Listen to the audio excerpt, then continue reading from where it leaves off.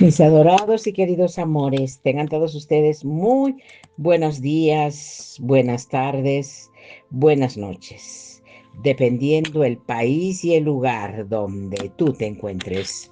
Para mí, aquí en Perú, es buenas tardes.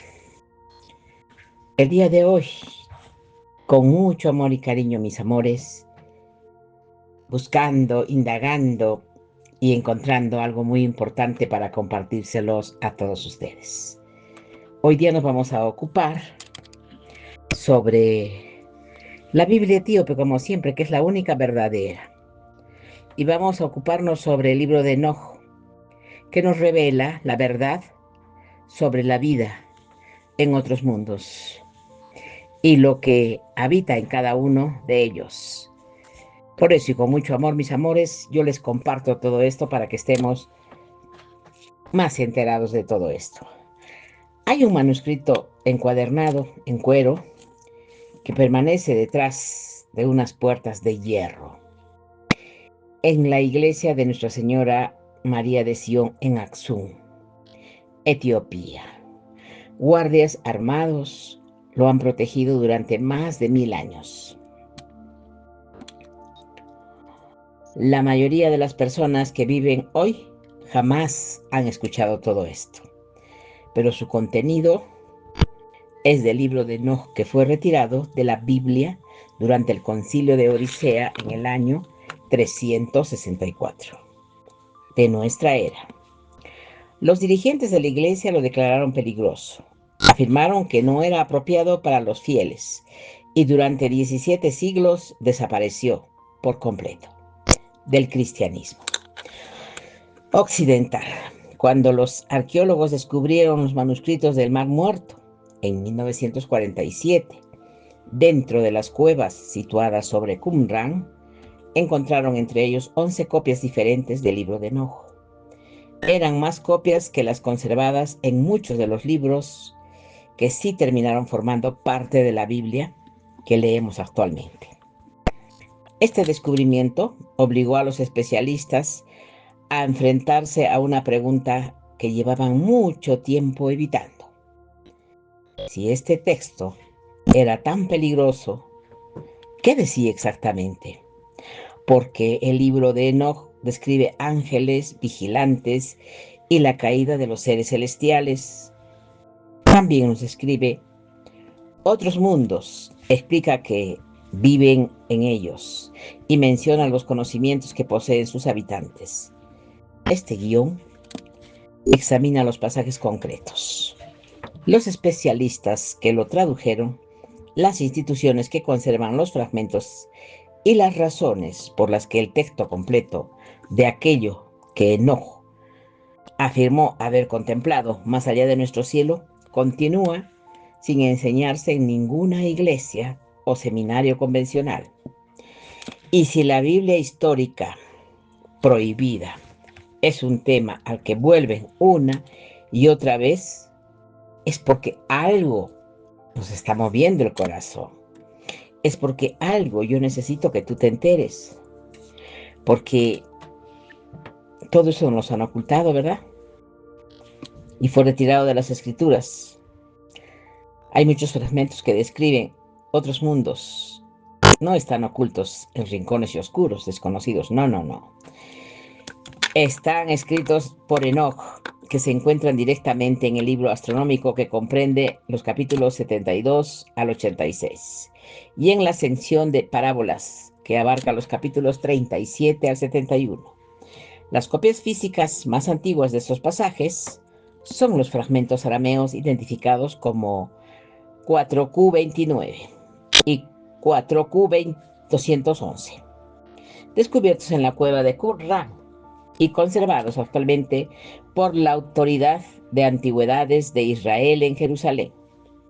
No son copias medievales. Datan aproximadamente entre el año 200 y 100 antes de nuestra era, lo que significa que son anteriores a todo el Nuevo Testamento.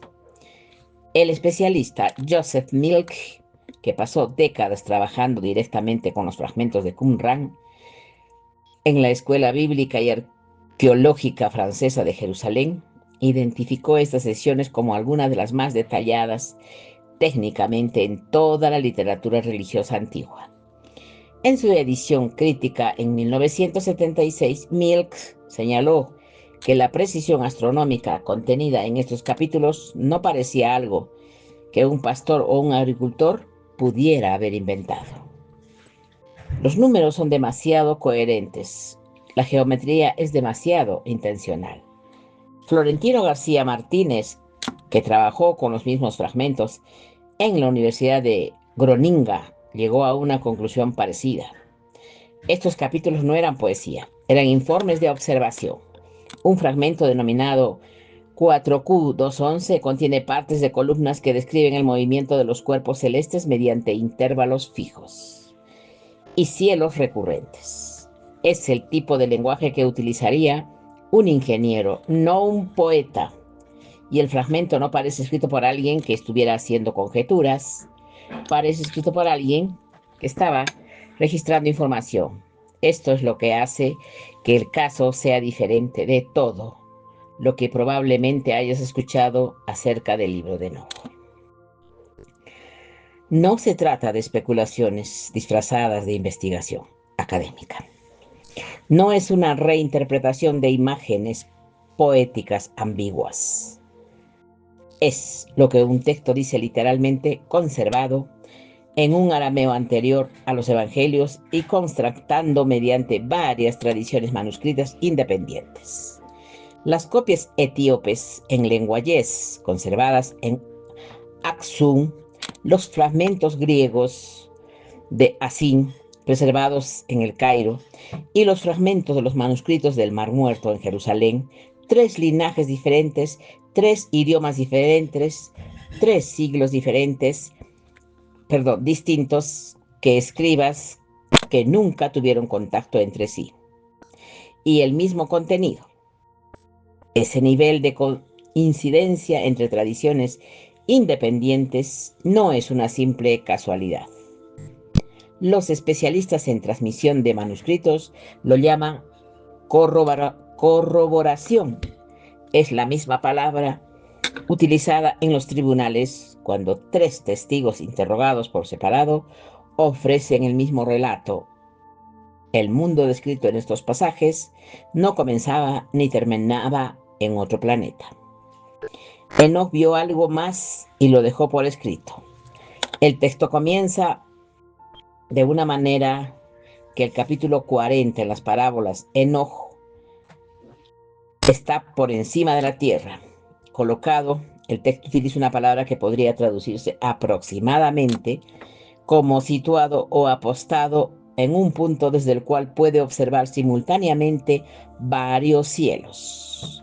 George Nicherburg, profesor emérito de la Universidad de Iowa y autor del influyente comentario sobre Enoch en el 2001, centro de la colección Hermeneia, traduce esta sección como la descripción de una estructura formada por varias capas, y cada una de esas capas contiene distintas formas de vida creada. Nicherburg es muy cuidadoso con el vocabulario. No llama ángeles a esos seres en el sentido tradicional.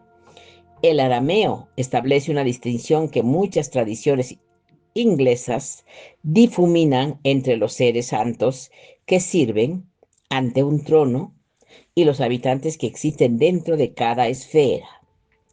Como su población nativa son residentes, no mensajeros.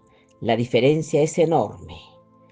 Un mensajero atraviesa un lugar, un residente pertenece a él. La teóloga británica Margaret Barker, autora de numerosos trabajos sobre las tradiciones de los templos judíos anteriores al cristianismo y su relación con Enoch, nos informa la residencial que fue precisamente lo que convirtió las sesiones cosmológicas en algo amenazante.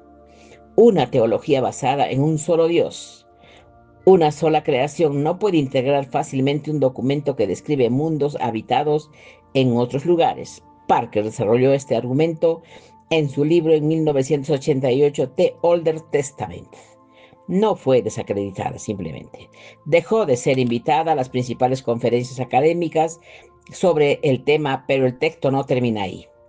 En el capítulo 60, dentro de los pasajes de la Iglesia Ortodoxa etíope, conservó una manera íntegra y que muchas traducciones occidentales abrevian discretamente. Enoch describe un mundo concreto, al que llama el lugar de las luminarias.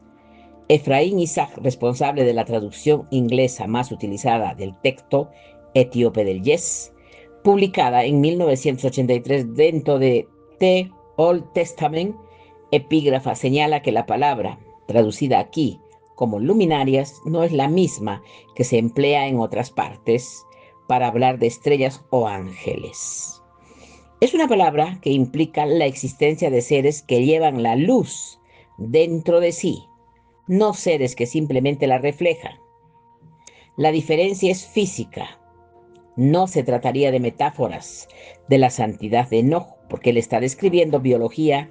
Los seres de este lugar no producen calor, como lo hace el fuego. Generan algo que el texto denomina resplandor viviente. Los escribas antiguos que copiaron este pasaje a lo largo de los siglos aparentemente comprendían el concepto con suficiente claridad, como para preservar intacto el término técnico de tres tradiciones lingüísticas diferentes. Borlave Elwin, investigador noruego que trabajó con fragmentos de Enoch de la parte hebrea en Jerusalén durante la década de 1990, destacó específicamente este pasaje en el artículo publicado en 1997. Elwin señaló que la estructura biológica sugerida por el vocabulario yes no tenía ningún equivalente en el resto de la literatura judía antigua.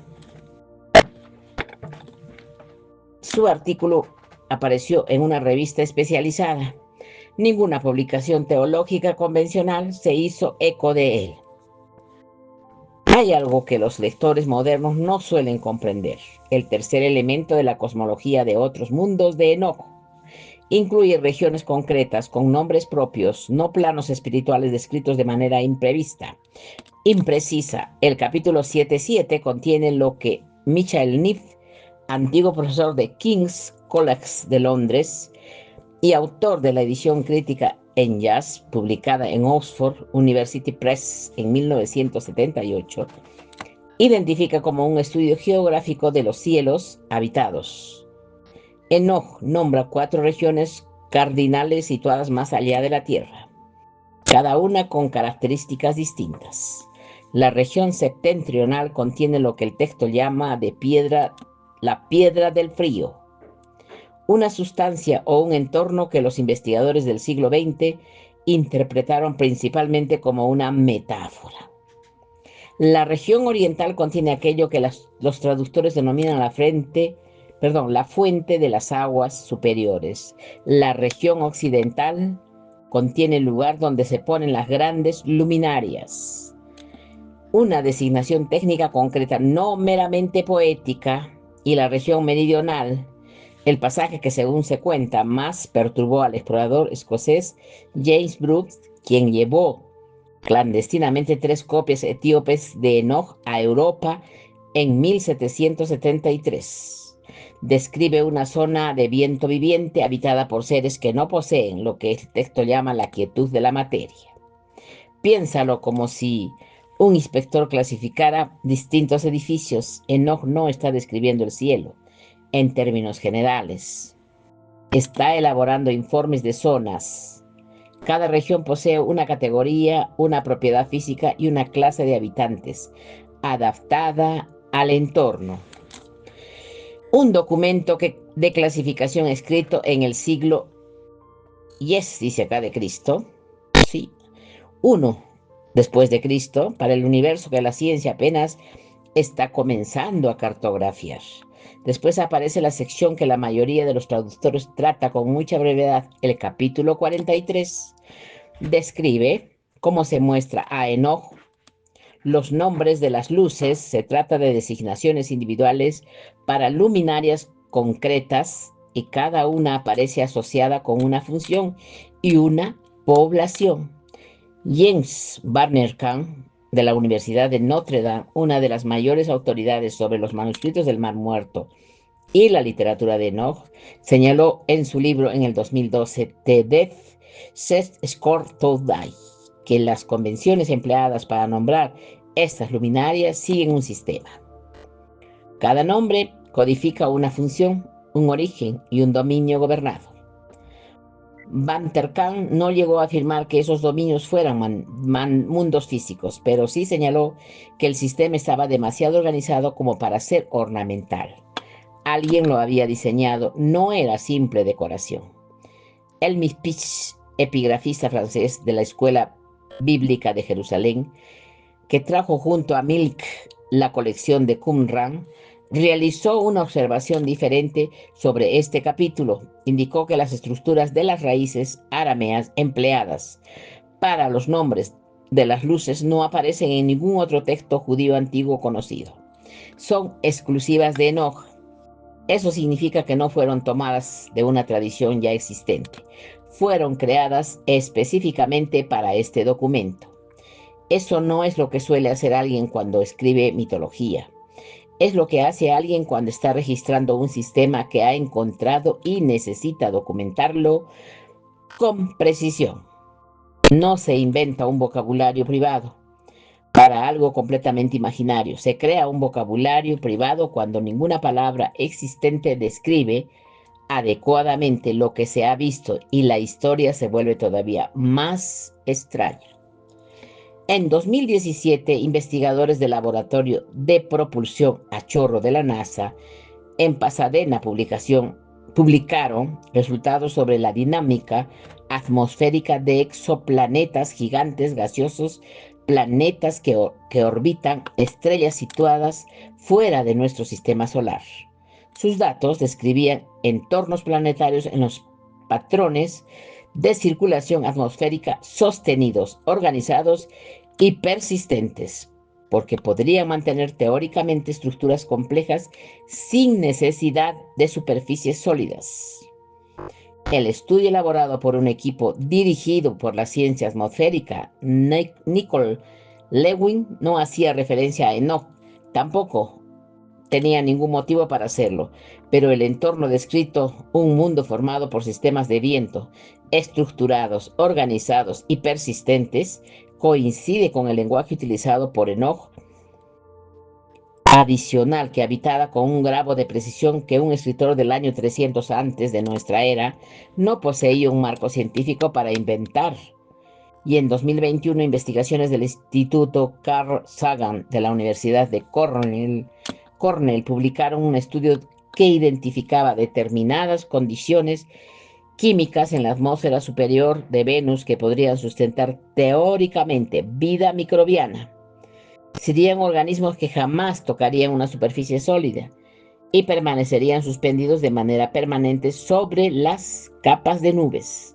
Sarah Scheer, del Instituto Tecnológico de Massachusetts, cuyo trabajo base bioseñales atmosféricas ha influido en la forma en que la NASA planifica actualmente sus misiones de observación de exoplanetas, señaló que una vida de este tipo tendría que ser fundamentalmente diferente a cualquier organismo terrestre. En un sentido físico relevante, no tendría la quietud de la materia. Y en el capítulo 60 de Enoch utiliza exactamente esa expresión.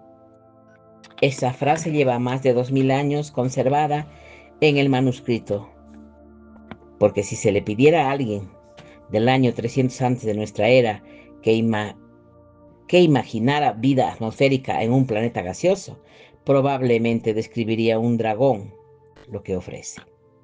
Enoch, inquietante, existe una historia documentada sobre la supresión de estos capítulos concretos.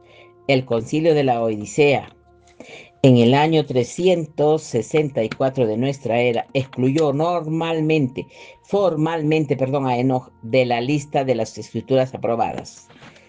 Eso fue el momento fundamental, pero después se produjo un esfuerzo específico por desacreditar todo sobre las secciones cosmológicas. Jerónimo, responsable de la Vulgata, la Biblia latina oficial, alrededor del año 400 rechazó a Enoch, prefirió el libro del Génesis, lo calificó como los delirios de un fantasioso anterior al diluvio. Agustín en la Ciudad de Dios describió que los relatos de Enoch sobre estas regiones habitadas no podían conciliarse con la teología correcta y no debían enseñarse. No eran rechazados, casuales. Al contrario, Jerónimo y Agustín fueron dos de los especialistas bíblicos más influyentes de la iglesia primitiva. Y cuando hablaban, toda la tradición occidental prestaba atención, y aquello que decidieron suprimir no fueron las secciones sobre los ángeles caídos. Estas continuaron circulando por medio de otros textos. Lo que suprimieron fue el estudio cosmológico, los otros mundos, los habitantes, los informes sobre las diferentes regiones. R.H. Charles, biblista irlandés responsable de la primera gran traducción crítica inglesa de Enoch, publicado en 1906, reconoció que en su introducción de las secciones astronómicas y cosmológicas constituían el núcleo más antiguo del texto. Las describió como premacabeas, lo que significa que eran anteriores, incluso a algunas de las partes más antiguas de la biblioteca de Qumran. Charles no las suprimió, pero las tradujo, incluyendo tantas acotaciones, corchetes y reservas que la mayoría de los lectores las ignoró por completo.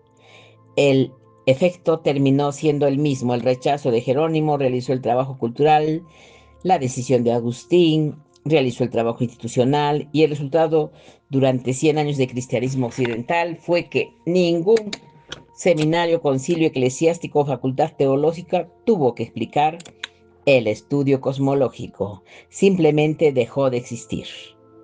Había sido eliminado mediante los argumentos de los dos hombres en quienes más se confiaba, para decidir qué había dicho Dios y qué significaban sus palabras. La Iglesia Ortodoxa Etíope se negó a hacerlo.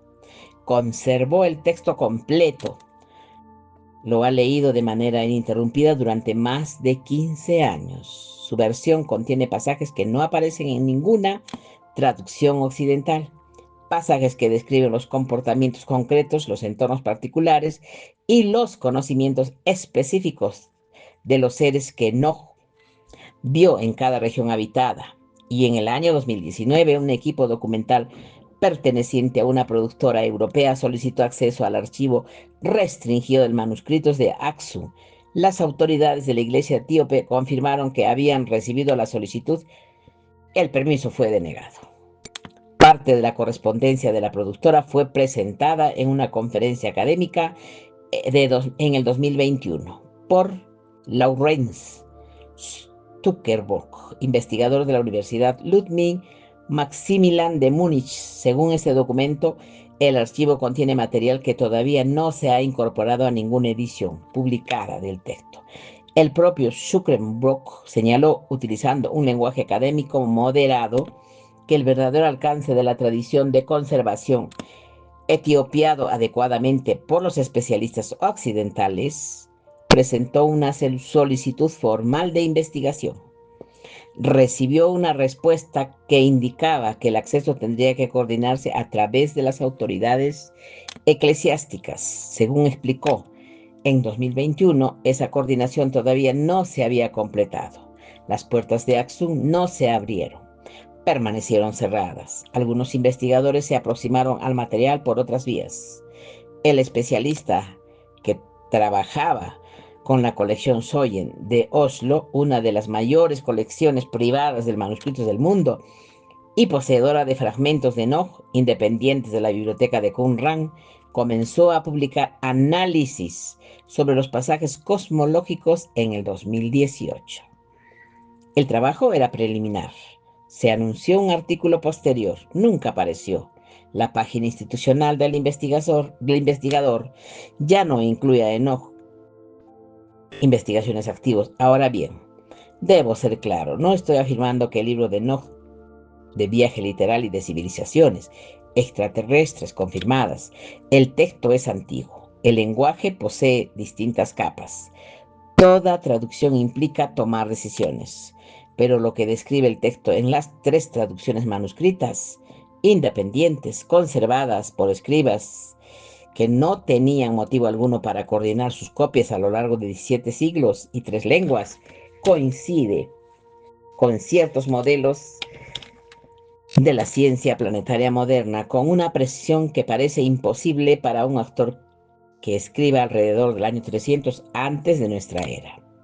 Las secciones cosmológicas de Enoch no tienen un carácter onírico, utilizan el mismo tono objetivo que podía emplearse para describir una ruta de autobús. Es el tono de alguien que cuenta lo que vio, no lo que esperaba, no lo que temía, no lo que imaginaba, lo que vio, sí, lo que vio. Lausen Stunkerbrock ha escrito que el material cosmológico de Enoch es parte del texto que más se resiste a una interpretación simbólica. Eso significa que cuando los especialistas intentan leerlo como una metáfora, el texto no coopera. Los detalles son demasiado concretos, las categorías son demasiado precisas, el vocabulario es demasiado técnico y coherente para funcionar cómodamente como una aleatoria. La especificidad es el problema. Una visión puede descartarse con facilidad. Una taxonomía, no las visiones son subjetivas. Los informes son clasificaciones físicas y poblaciones identificadas con algo completamente diferente. Enoch vio algo que escribió, lo que había visto, y las personas encargadas de decidir qué debían considerarse escritura determinaron que aquellos capítulos concretos no debían incluirse. Los fragmentos todavía existen en 4Q209 y 4Q211. Permanecen en depósitos de acceso controlado en Jerusalén. Los manuscritos en Yes continúan detrás de las puertas de hierro de Axum. Los fragmentos griegos de Amin, conservados en colección del Museo de Egipto del Cairo. Después de su descubrimiento en 1886, contiene los pasajes cosmológicos en la tercera tradición independiente. John Collins, de la Escuela de Teología de Hadley, que lleva 4 décadas trabajando con materiales relacionados con Enoch, de 2016 sobre la imaginación apocalíptica, que las sesiones cosmológicas representan la parte más sistemáticamente ignorada de la literatura judía antigua. Califico aquel abandono como sorprendente, no lo llamo occidental. El texto atribuido a Enoch describe un universo que no está vacío, describe regiones habitadas, menciona que están hechos sus residentes y qué conocimientos poseen. Cataloga 4 zonas habitadas con la precisión de un topógrafo y la serenidad de que alguien que afirma haber estado allí. Existen seres que llevan luz en su interior.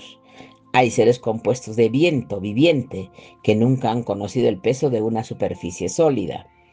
Están las luminarias con nombre propio del capítulo 43, cada una con un dominio asignado mediante el vocabulario sin equivalente en ningún otro escrito de la antigüedad. El texto fue conservado durante siglos por personas que lo consideraron lo bastante importante como para protegerlo con sus vidas. Otros lo enterraron porque sus implicaciones resultaban incompatibles con una teología construida sobre la idea de un único mundo habitado, y los informes sobre las regiones continúan archivados. Los habitantes nombrados por Enoch siguen teniendo nombre y las puertas de hierro de la iglesia de Ahrun, que ha resistido durante 17 siglos las presiones para entregar aquello que se encuentra en su interior, continúan cerrados al mundo. Por eso es que yo llego hasta aquí, les comparto todo esto, pero nosotros sí sabemos, porque en nuestro contorno de la Tierra están nuestros hermanos mayores, que nos están ayudando a cuidar nuestro planeta, para esos momentos finales de lo que va a suceder. De verdad, mis amores, para mí ha sido un placer compartirles esto. Estamos en contacto. Muchas gracias. Besitos, yo los amo. Hasta prontito. Chao.